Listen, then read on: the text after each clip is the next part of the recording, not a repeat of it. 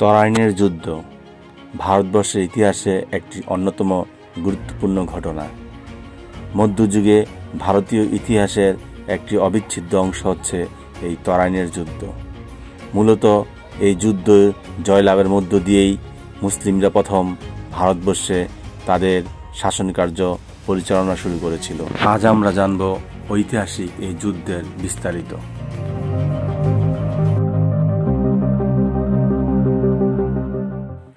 সময়টা তখন মধ্যযুগ, 1150 খ্রিস্টাব্দ থেকে শুরু করে 1200 খ্রিস্টাব্দের সময়কালের মধ্যে।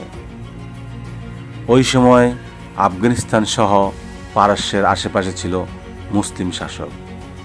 তেমনই এক সময় 1191 খ্রিস্টাব্দে সর্বপ্রথম গজনির শাসক মোহাম্মদ ঘুরি ও দিল্লির শাসক পৃথ্বীরাজ চৌহানের মধ্যে 1191 সালে প্রথম সংগঠিত হয় তরাইনের প্রথম যুদ্ধ।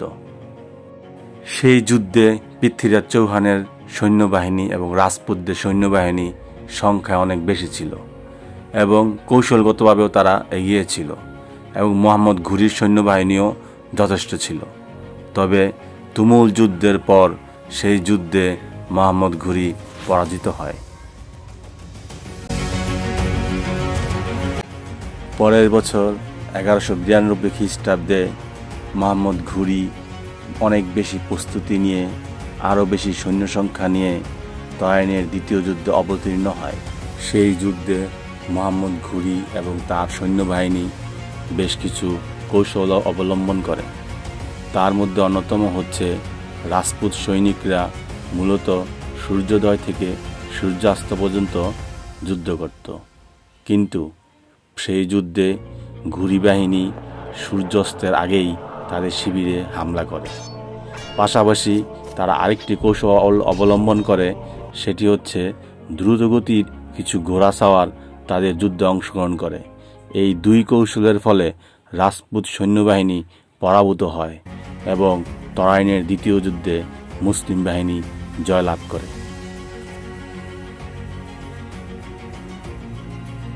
এই যুদ্ধে জয়লাভের মধ্য দিয়েই মূলত প্রথম মুসলিমরা ভারতবর্ষে শাসনকার্য পরিচালনা শুরু করে, যেই শাসনকার্য অব্যাহত ছিল প্রায় 500 বছরের অধিক সময় ধরে। 1200 থেকে 1250 খ্রিস্টাব্দের মধ্যে মুসলিমরা ভারতের অধিকাংশ অঞ্চল দখল করে নেয়। মূলত সেই সময় থেকেই সারা ভারতে মুসলিম শাসনকার্য প্রতিষ্ঠিতা লাভ করে এবং তারই ধারাবাহিকতায় ইসলামের সুমহান যে বাণী, যে শান্তির যে বাণী, সেটা ছড়িয়ে পড়ে উপমহাদেশ জুড়ে।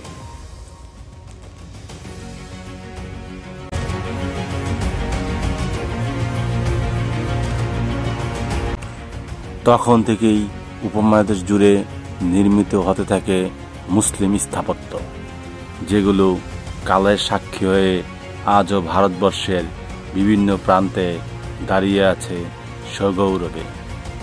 মুসলিমরা ভারতবর্ষের একটি ঐতিহাসিক অংশ। মুসলিমরা আবার ফিরে পাবে তাদের সেই হারানো গৌরব, আবার তারা পৃথিবী জুড়ে বিচরণ করবে।